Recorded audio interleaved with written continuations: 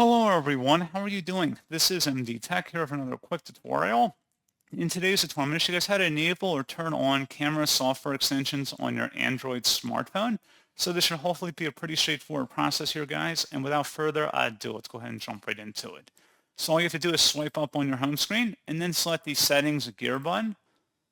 And now you want to scroll down and select the security and privacy tile. And then you want to scroll down again underneath other settings and select more security and privacy. And then where it says allow camera software extensions enables the default software implementation of advanced camera features such as HDR, night, or other camera extensions. Go ahead and toggle that on or off depending on your preference by clicking inside the oval one time. If it's blue, it means it's enabled. If it's grayed out, it means that camera software extensions have been disabled. So pretty straightforward process on that, guys. And as always, thank you for watching. I do hope I was able to help you out. And I do look forward to catching you all in the next tutorial. Goodbye.